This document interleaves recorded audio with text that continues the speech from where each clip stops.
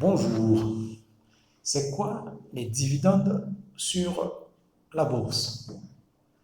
Comme vous savez, des sociétés mettent une part de leur capital à la disposition des épargnants sur le marché boursier, que ce soit des épargnants physiques, c'est-à-dire personnes comme vous, moi, ou des épargnants institutionnels, ça peut être des banques, structures financières, des assurances, même d'autres sociétés qui achètent aussi des actions. Quand elles achètent ces actions, elles deviennent copropriétaires de cette entreprise-là. Elles savent qui est le directeur, elles savent ce que vend cette société, quels sont les produits ou les services qu'elle propose, et puis idéalement aussi quelles sont les stratégies mises en place pour l'année qui arrive. Et en fin d'année, une fois le bilan fait, tout actionnaire, tout propriétaire d'entreprise espère faire des bénéfices.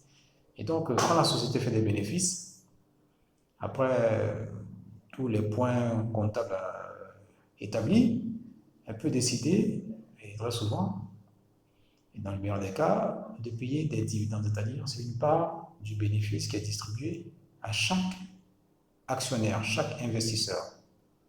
Et dans ce cas-là, c'est un prix qui est fixé et qui est multiplié par le nombre d'actions que chacun a dans l'entreprise. Mais comprenez ici que le dividende est lié à la valeur de l'action au moment où il est décidé d'être payé. Je vous explique. Vous achetez l'action le 1er janvier à 1000 francs. 31 décembre ou le mois d'avril de l'année qui suit, qui constitue la fin d'année fiscale, la valeur de l'action vaut 2000 francs. Donc, le dividende sera un pourcentage lié au prix de la valeur de 2000 francs au moment où, justement, on décide de payer les dividendes. Dans ce cas-là, comme il y a eu une plus-value, effectivement, le pourcentage que vous recevez en tant que dividende est élevé.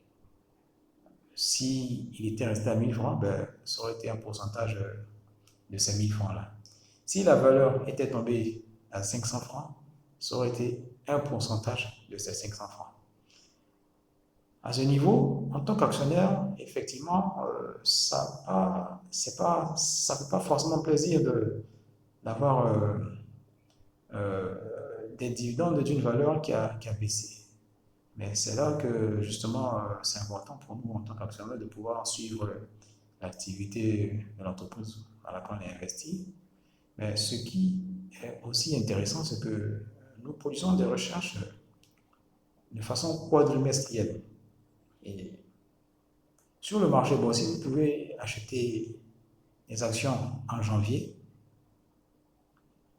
d'une année et puis 4 mois après, vendre ces actions-là, utiliser cet argent, qu'il soit en surplus ou qu'il est diminué, vous pouvez l'utiliser pour acheter des actions dans une autre entreprise qui vous paraît plus performante.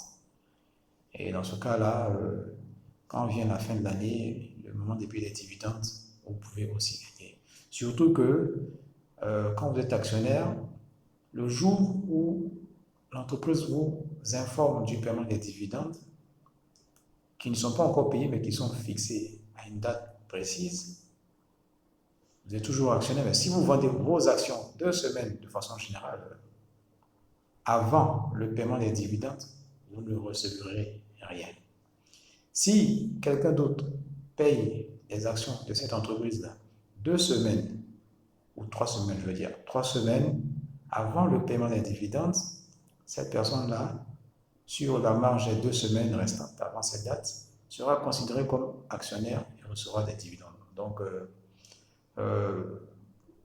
pensez-y quand le moment de paiement des dividendes arrive.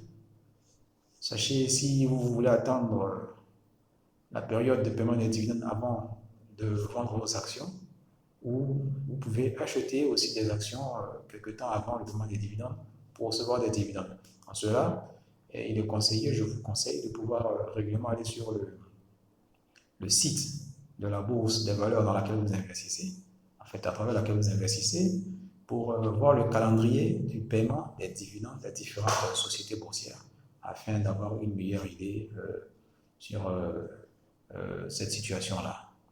J'espère avoir été clair et simple dans mes explications. Et si vous avez d'autres questions, n'hésitez pas à me contacter. Merci.